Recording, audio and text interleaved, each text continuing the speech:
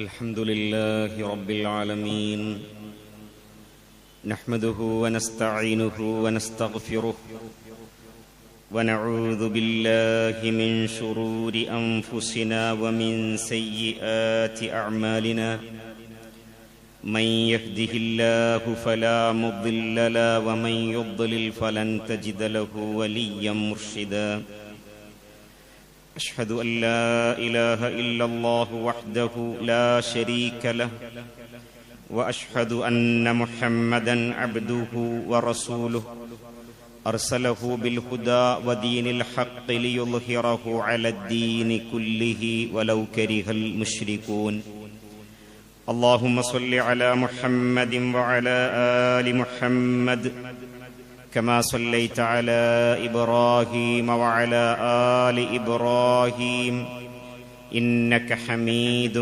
مجيد وبارك على محمد وعلى آل محمد كما باركت على إبراهيم وعلى آل إبراهيم إنك حميد مجيد أما بعد فإن خير الحديث كتاب الله وخير الهدي هدي محمد صلى الله عليه وسلم وشر الأمور محدثاتها وكل محدثة بدعة وكل بدعة ضلالة يا أيها الذين آمنوا اتقوا الله حق تقاته ولا تموتن إلا وأنتم مسلمون أعوذ بالله من الشيطان الرجيم واذكروا إذ أنتم قليل مستضعفون في الأرض تخافون أن يتخطفكم الناس فآواكم وأيدكم بنصره ورزقكم من الطيبات لعلكم تشكرون يا أيها الذين آمنوا لا تخونوا الله والرسول وتخونوا أماناتكم وأنتم تعلمون. ബഹുമാന്യരായ വിശ്വാസിനികളെ, സഹോദരന്മാരെ, സഹോദരികളെ, അള്ളാഹുവിൻ്റെ ദീനിൻ്റെ വിധിവിലക്കുകൾക്കനുസരിച്ച് ജീവിക്കണമേ എന്ന് എല്ലാവരെയും ഉണർത്തുകയാണ്, ഓർമ്മിപ്പിക്കുകയാണ്.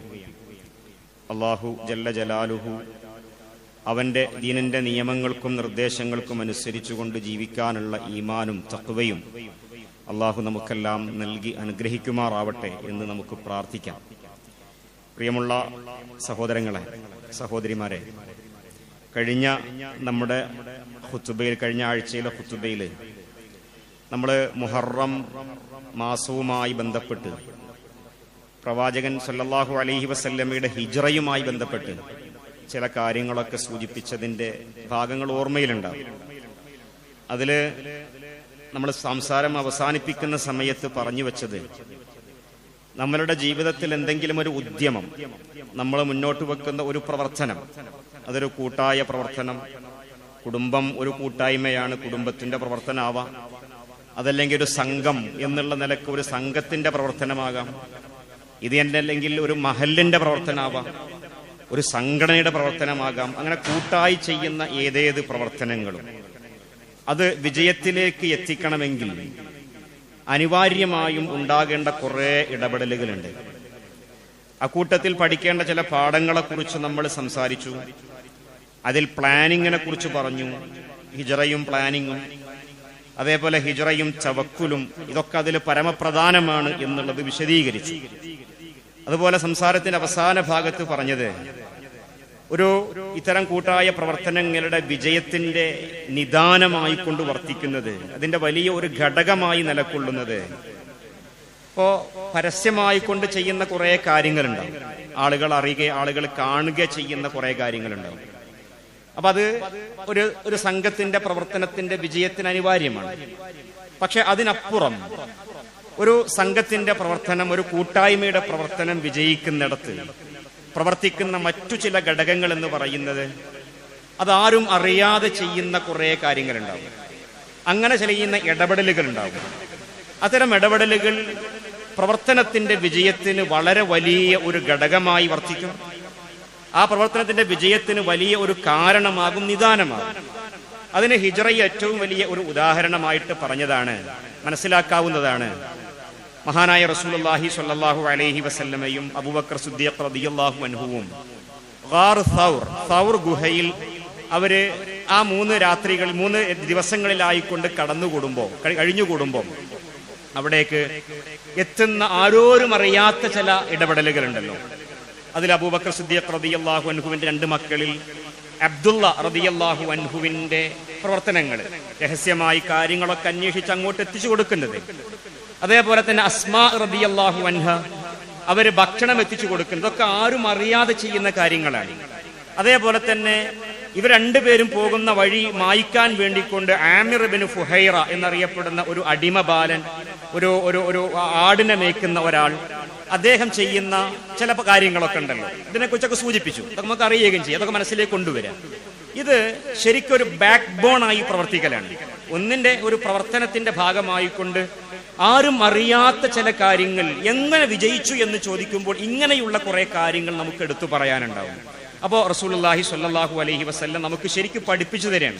നമ്മുടെ ആലോചിക്കേണ്ടത്, വേണമെങ്കിൽ അള്ളാഹുവിന്റെ റസൂൽ സ്വല്ലല്ലാഹു അലൈഹി വസല്ലമയെ ഈ ഹിജ്റ എന്നുള്ള നിലക്ക് മറ്റുള്ള മുസ്ലിങ്ങളൊക്കെ പോയി ഏകദേശം ഒരു അവസാന ഘട്ടത്തിലാണ് റസൂലുള്ള മക്കയിൽ നിന്ന് പോകുന്നത്. ഒരു ഇസ്രാ പോലെ റസൂലുള്ളാനെ വേണമെങ്കിൽ മദീനയിൽ നിന്ന് വളരെ അത്ഭുതകരമായി കൊണ്ട് മക്കയിൽ നിന്ന് മദീനയിലേക്ക് എത്തിക്കാമായിരുന്നല്ലോ. അതിന് അള്ളാഹ്ക്ക് കഴിയുമല്ലോ. ഇസ്രാ അതിന് വലിയൊരു ഉദാഹരണമാണ്.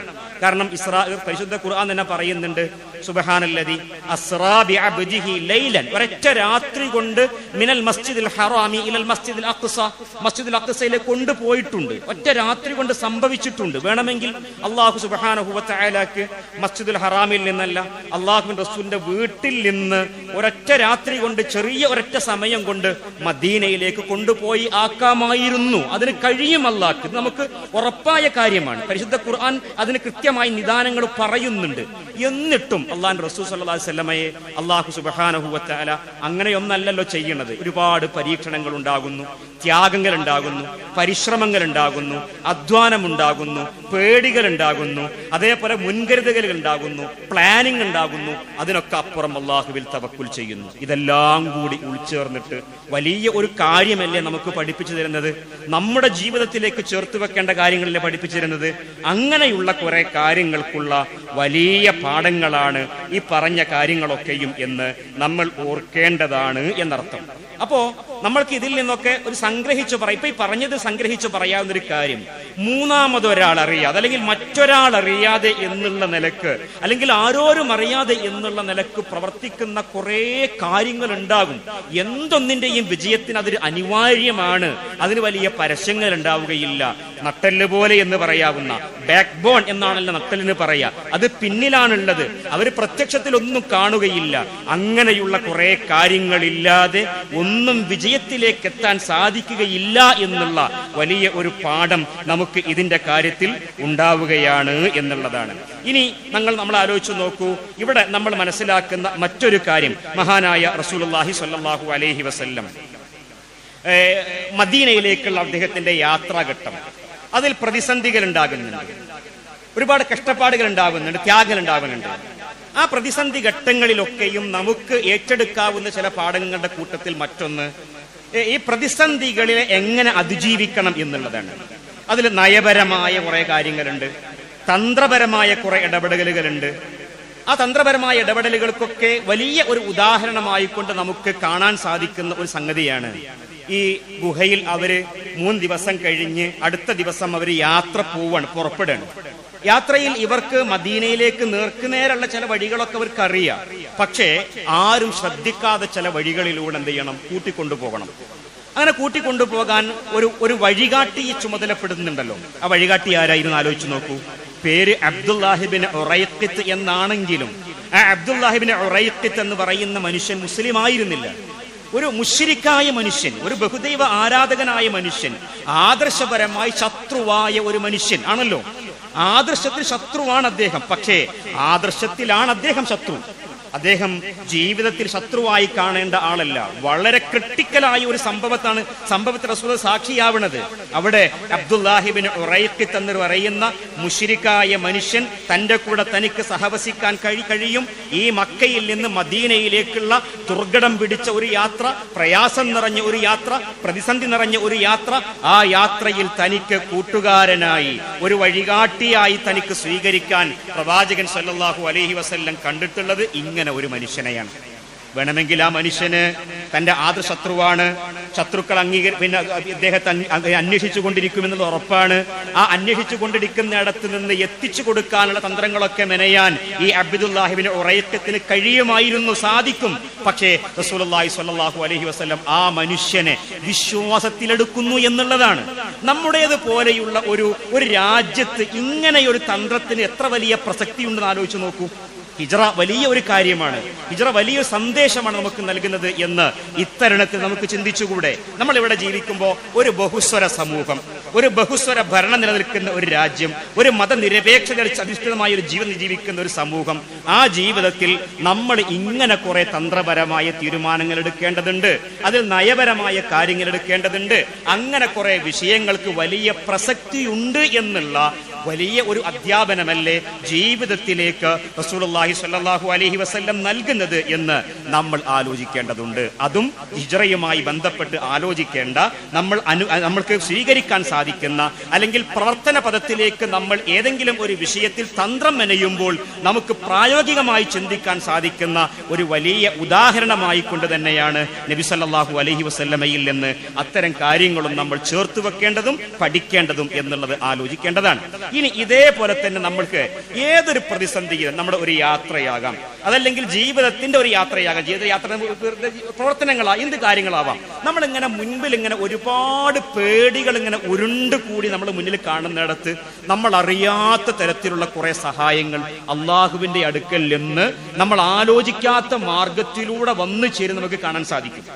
അത് നമ്മുടെ ജീവിതത്തിലുണ്ടാകും. അത് റസൂലുള്ളാഹി സ്വല്ലല്ലാഹു അലൈഹി വസല്ലമയുടെ ജീവിതത്തിലാകുമ്പോൾ നമ്മൾ അതിനെ മുഅ്ജിസത്ത് എന്ന് പറയും, അമാനുഷികമായ കാര്യങ്ങൾ എന്ന് പറയും. പക്ഷെ ഇന്നിപ്പോൾ നമ്മളിപ്പോ ഇനിയിപ്പോ അള്ളാഹുവിന് അത്ര ഇഷ്ടമല്ലാത്ത ആൾക്കാരാണെങ്കിൽ പോലും ചില കാര്യങ്ങളിൽ അള്ളാഹുവിന്റെ അടുക്കൽ എന്ന് പറയാവുന്ന അത്ഭുതകരമായ രീതിയിൽ ഇതെങ്ങനെ സംഭവിച്ചു എന്ന് പറയാൻ പോലും കഴിയാത്ത വണ്ണം ചില സഹായങ്ങൾ അള്ളാഹുവിന്റെ അടുക്കൽ നമുക്ക് അനുഭവിക്കാൻ സാധിക്കുന്ന കാര്യങ്ങൾ ഉണ്ടാവും. അത് ചിലപ്പോൾ ചെറുതായിരിക്കാം, ചിലപ്പോ വലുതായിരിക്കാം.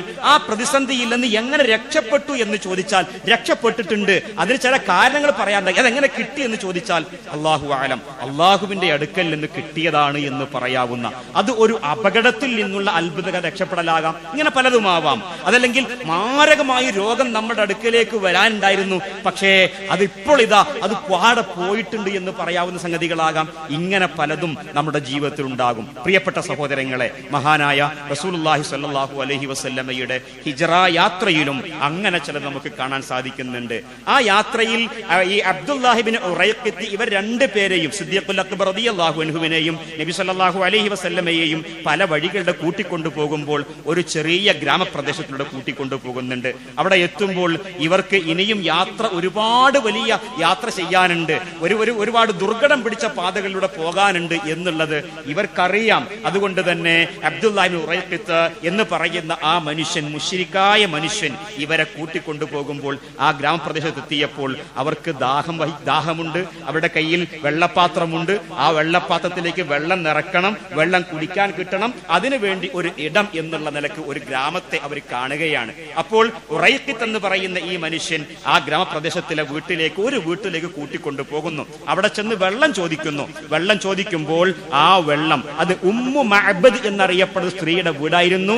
ഉമ്മു മഅബദിന്റെ ഭർത്താവുണ്ട്. ആ ഭർത്താവ് ചില കാര്യങ്ങൾക്ക് വേണ്ടി പുറത്തു പോയൊരു സമയത്തായിരുന്നു ഇവർ അവിടേക്ക് എത്തുന്നത്. അവിടെ ചെന്ന് വെള്ളം ചോദിച്ചു. വെള്ളം ചോദിച്ചപ്പോൾ വെള്ളം ഇവിടെ ഒരു തുള്ളി പോലും കുടിക്കാൻ വന്നൊരു വിധത്തിലില്ല. ഞങ്ങളുടെ ഈ വീട്ടിന്റെ നാഥൻ വെള്ളം തേടി പുറത്തേക്ക് പോയിട്ടുണ്ട്, അദ്ദേഹം വന്നിട്ട് വേണം, വെള്ളം കിട്ടുമെന്ന് പോലും അറിയില്ല എന്നുള്ള നിലക്ക് പ്രതിസന്ധിയെ കുറിച്ചൊക്കെ മുന്നിൽ വെച്ചു. അപ്പോൾ ആടുകൾ എങ്ങനെ നോക്കി, അവിടെയുള്ള ആടുകളെ നോക്കിയപ്പോൾ ഉമ്മു മഅബദ് പറഞ്ഞു, ഒരു തുള്ളി പാല് പോലും ആടിൽ നിന്ന് കറന്നെടുക്കാനില്ല, കിട്ടാനില്ല എന്നുള്ള ഒരു മെസ്സേജ് കൊടുക്കുകയാണ്. അങ്ങനെ ഒരു കാര്യമാണ് പറയുന്നത്. അപ്പോൾ മഹാനായ റസൂലുള്ളാഹി സ്വല്ലല്ലാഹു അലൈഹി വസല്ലം അടുക്കൽ നിന്ന് അത്ഭുതകരമായ ഒരു മുഅ്ജിസത്ത് ഉണ്ടാകുന്നത്, ആ ആടിന്റെ അകിടൊന്ന് തടവുകയാണ്. തടവുന്നതോടുകൂടി ആ അകിടിൽ നിന്ന് പാല് ചുരത്തുന്നു, അവർ പാല് കറന്നെടുക്കുന്നു, അവിടെയുള്ള ആളുകൾക്ക് മുഴുവനും കൊടുക്കുന്നു. റസൂലുള്ളാഹി സ്വല്ലല്ലാഹു അലൈഹി വസല്ലം കുടിക്കുന്നു, അബൂബക്കർ റളിയല്ലാഹു അൻഹു കൊടുക്കുന്നു, അതേപോലെ അബ്ദുല്ലാഹ് ഉറൈഖത്ത് എന്ന് പറയുന്ന ആ മനുഷ്യനും കുടിക്കുന്നു. എല്ലാവരും കുടിച്ചിട്ട് ഉമ്മു മഅബദിന്റെ പാത്രത്തിലേക്ക് വീണ്ടും നബി സല്ലല്ലാഹു അലൈഹി വസല്ലം ആവോളം ആ പാത്രത്തിലേക്ക് നിറയെ കറന്നെടുത്ത് കൊടുക്കുകയും ചെയ്യുന്നു. അങ്ങനെ അവർക്ക് ഒരു അത്ഭുതകരമായ ഒരു സഹായം. ഇത് റസൂലുള്ളാഹിന്റെ സംഭവിക്കുമ്പോൾ മുഅ്ജിസത്താണ്, അമാനുഷികമാണ്. അത് സംഭവിക്കുക തന്നെ ചെയ്യും. ഉണ്ടായിട്ടുണ്ട്, ഒരുപാട് ഉണ്ടായിട്ടുണ്ട്. പക്ഷെ ഇതുപോലെ എന്ന് പറയാൻ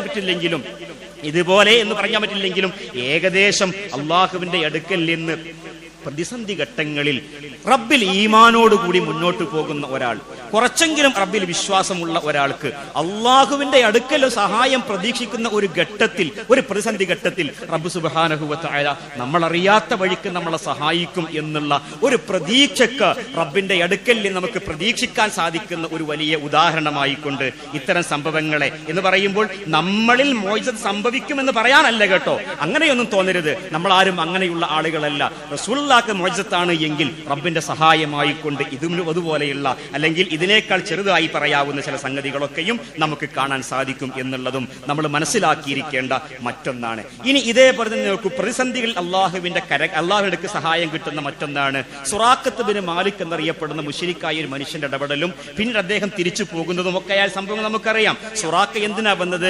മക്കയിലെ മുശ്രിക്കുകൾ നേതാക്കന്മാർ ഒരു 100 ഒട്ടകമാണ് മുഹമ്മദിനെ പിടിച്ചു കൊണ്ടുവരുന്നവർക്ക് ഒന്നുകിൽ തലയെടുത്ത് കൊണ്ടുവന്നാൽ മതി, അല്ലെങ്കിൽ ജീവനോടെ കൊണ്ടുവന്നാൽ മതി. എങ്ങനെ കൊണ്ടുവന്നാലും അവർക്ക് 100 ഒട്ടകമാണ് ഇനാമായി പ്രഖ്യാപിക്കുന്നത്. ഈ ഇനാമിന്റെ പ്രഖ്യാപനം കേട്ടപ്പോൾ തന്റെ കുതിരാലയത്തിൽ കടന്നുറങ്ങുന്ന കുതിരാലയത്തിലുള്ള നല്ല സ്പീഡുള്ള ശക്തിയുള്ള ഒരു കുതിരയെ എടുത്തുകൊണ്ട് അദ്ദേഹം ഇങ്ങനെ ഒരാളെ കണ്ടപ്പോൾ ഒരു വഴിയാത്രയിൽ അദ്ദേഹം ശ്രദ്ധയിൽപ്പെട്ടതാണ്. ഇയാൾ തന്നെയായിരിക്കും എന്ന് വിചാരിച്ച് റസൂലുള്ളാഹി സ്വല്ലല്ലാഹു അലൈഹി വസല്ലമയെ പിടികൂടാൻ വേണ്ടി സുറാഖത്ത് ബിൻ മാലിക് പോകുന്ന ഒരു ചരിത്രവും നമുക്കെല്ലാവർക്കും അറിയാം. അതും നമുക്ക് പറഞ്ഞിരുന്ന കാര്യം എന്താണ്? പ്രവാചകൻ ആ യാത്രയിൽ സുറാഖ പിന്നീട് നിരാശനായിട്ടല്ല, വലിയ പ്രതീക്ഷയോടുകൂടി ഇസ്ലാം സ്വീകരിച്ച് തിരിച്ചു വരുന്ന സാധ്യതകളൊക്കെ അത് വലിയ ചരിത്രമാണ്, നമുക്കറിയാവുന്ന സംഗതിയാണ്. ഏതായിരുന്നാലും നമുക്ക് അതിൽ നിന്ന് കിട്ടുന്നത് റബ്ബ് സുബ്ഹാനഹു വ തആല നമ്മൾക്ക് കഴിയാത്ത കാര്യങ്ങൾക്ക് നമുക്ക് കഴിയുന്ന കാര്യങ്ങളിൽ ചെയ്യേണ്ട എല്ലാ കാര്യങ്ങളും, അവിടെ പ്ലാനിങ് വേണം, ആസൂത്രണങ്ങൾ വേണം, ചെയ്യാൻ കഴിയുന്ന കാര്യങ്ങളെല്ലാം ചെയ്യണം. അതിനപ്പുറം റബ്ബിന്റെ അടുക്കൽ നിന്ന് മാത്രം കിട്ടേണ്ടത് എന്നുള്ള നിലക്ക് അതിൽ പ്രതീക്ഷയർപ്പിച്ചുകൊണ്ട് മുന്നോട്ട് പോകാൻ നമുക്ക് സാധിക്കണം എന്നുള്ള വലിയ ഒരു പാഠം നമുക്ക് ഇതിൽ നുടക്കെടുക്കുകയും പകർന്നു കിട്ടുന്നുണ്ട്. അതേപോലെ ഒറ്റ കാര്യം കൂടി പറയാം. നിങ്ങൾ നോക്കൂ, റബ്ബിന്റെ അടുക്കൽ നിന്ന് മദീനയിലേക്ക് അള്ളാഹ് സഹായത്തോടു കൂടി മദീനയിലേക്ക് അവർ എത്തുകയാണ്. മദീനയിലേക്ക് എത്തിക്കഴിഞ്ഞാൽ ആശ്വാസത്തിന്റെ ഒരു വല്ലാത്ത അവസ്ഥയിലേക്കാണ്. സ്വാഭാവികമായിട്ടും ഒരു ആശ്വാസമാണ്. പിന്നെ ത്യാഗം കഴിഞ്ഞ്, വലിയ അധ്വാനം കഴിഞ്ഞ്, കട്ടപ്പാടുകൾ കഴിഞ്ഞ്, പ്രതിസന്ധികൾക്ക് ശേഷം വലിയ ഒരു ആശ്വാസത്തിന്റെ തീരത്തേക്കാണ് അവർ അണയുന്നത്. അവിടെ എത്തിയപ്പോൾ ഇനി നമ്മുടെ റബ്ബിന് ശുക്ർ ചെയ്യണം. ശുക്ർ ചെയ്യാൻ ഒരു ഇടം വേണം. ആ ഇടം ഉണ്ടാക്കുക എന്നുള്ള ചിന്തയാണല്ലോ നബി സല്ലല്ലാഹു അലൈഹി വസല്ലമയ്ക്ക് ഉണ്ടാകുന്നത്. പ്രവാചക ജീവിതത്തിൽ നമുക്ക് ഇങ്ങനെ ഒരുപാട് സംഗതികൾ ചെറുതും വലുതുമായിട്ട് കാണാൻ കഴിയും. നബി സല്ലല്ലാഹു അലൈഹി വസല്ലം ഒരു യാത്ര പോയി തിരിച്ചു വന്നാൽ ഏറ്റവും ആദ്യം ചെയ്യാറുള്ളത് മദീന പള്ളിയിലേക്ക് പ്രവേശിക്കലാണ്. മദീന പള്ളിയിൽ പ്രവേശിച്ച് 2 റക്അത്ത് തഹയ്യത്ത് നമസ്കരിച്ച് പിന്നെയാണ് വീട്ടിലേക്ക് പോകാറുണ്ടായിരുന്നത്. എന്തുകൊണ്ടാണ്? യാത്ര ഒരു വലിയ പ്രയാസം നിറഞ്ഞ സംഗതിയാണ്. ആ പ്രയാസങ്ങളിൽ നിന്ന് അള്ളാഹുവിന്റെ ആശ്വാസം റബ്ബ് നൽകിയിട്ടുണ്ട് എങ്കിൽ റബ്ബിന് ശുക്ർ ചെയ്യണം. ശുക്ർ ചെയ്യാൻ സാധിക്കുന്ന ഒരു കാര്യം എന്താണ്? റബ്ബിന്റെ മുമ്പിൽ സുജൂദ് ചെയ്യുക. അങ്ങനെ ആ സുജൂദ് കഴിഞ്ഞതിന് ശേഷം പിന്നീടുള്ള കാര്യങ്ങൾക്ക് പോവുക. ഇവിടെ ഇതാ മദീന ജീവിതത്തിലേക്ക് റസൂലുള്ളാഹി സ്വല്ലല്ലാഹു അലൈഹി വസല്ലം ആശ്വാസത്തിന്റെ ഒരു യാത്ര അവസാനിച്ച് ആശ്വാസത്തിന്റെ അവസ്ഥയിലേക്ക് എത്തുകയാണ്. അള്ളാഹുവിന്റെ റസൂൽ സ്വല്ലല്ലാഹു അലൈഹി വസല്ലം ആദ്യം ചെയ്യുന്ന പണിയെക്കുറിച്ച് പരിശുദ്ധ ഖുർആൻ പറയുന്നുണ്ട്. ആദ്യം തന്നെയും അവർ നമസ്കരിക്കാൻ ഒരു ഇടം അവിടെ രൂപപ്പെടുത്തുകയാണ്. അതിന് മസ്ജിദ് എന്ന് പരിശുദ്ധ ഖുർആൻ പേരിട്ടിട്ടുണ്ട്. മസ്ജിദ് എന്ന് പറയുമ്പോൾ ഇതുപോലെയുള്ള ഒരു കെട്ടിടമായിക്കൊണ്ടൊന്നും പഠിച്ചിട്ടില്ല, മറിച്ച് ഒരു ചെറിയ അവർ വളച്ചു കെട്ടിയ ഒരു ഇടം അവിടെ ഉണ്ടാക്കുകയാണ്. ഖുർആൻ അതിനെക്കുറിച്ച് പറഞ്ഞിട്ടുള്ളത് മസ്ജിദുൻ ലമസ്ജിദുൻ ഉസ്സിസ അല തഖ്വ എന്നാണ്. തഖ്വയുടെ പേരിൽ ആദ്യമായി സ്ഥാപിതമായിട്ടുള്ള ഭവനം, അള്ളാഹുവിന്റെ ഭവനം, മിൻ അവ്വലി യൗമിൻ, ഒന്നാം ദിവസം അത് ഉണ്ടാക്കിയിട്ടുണ്ട് എന്നതാണ്. അതിലെയാണ് ഏറ്റവും കൂടുതൽ സത്യവിശ്വാസികൾക്ക് അള്ളാഹുവിനെ സുജൂദ് ചെയ്യാൻ കടപ്പെട്ട ഒരു ഇടമായിക്കൊണ്ട് അതിനെ പരിചയപ്പെടുത്തിയിട്ടുണ്ട്. അവിടെ അള്ളാഹു ഇഷ്ടപ്പെടുന്ന ആളുകളുണ്ടെന്ന് അള്ളാഹു പറഞ്ഞിട്ടുണ്ട്. അള്ളാഹു വിശുദ്ധമാക്കി വെക്കാൻ പറഞ്ഞിട്ടുള്ള ഇടമാണെന്ന് പറഞ്ഞിട്ടുണ്ട്. യുരീദൂന യുരിജാലുൻ യുഹിബ്ബൂന അൻ യതതഹറു വല്ലാഹു യുഹിബ്ബുൽ മുതതഹ്ഹിരീൻ.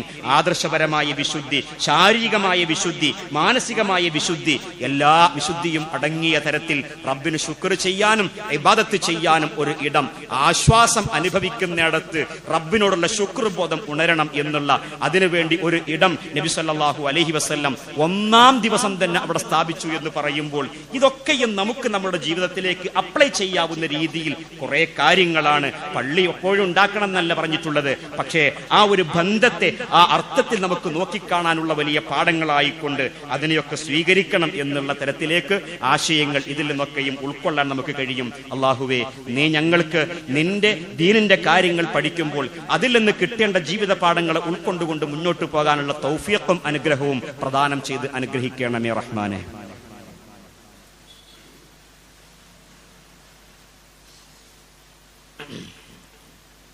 അൽഹംദുലില്ലാഹി റബ്ബിൽ ആലമീൻ വസല്ലല്ലാഹു വസല്ലമ അലാ നബിയ്യിനാ മുഹമ്മദിൻ വഅലാ ആലിഹി വസഹ്ബിഹി അജ്മഈൻ വമൻ തബിഅഹും ബിഇഹ്സാനിൻ ഇലാ യൗമിദ്ദീൻ.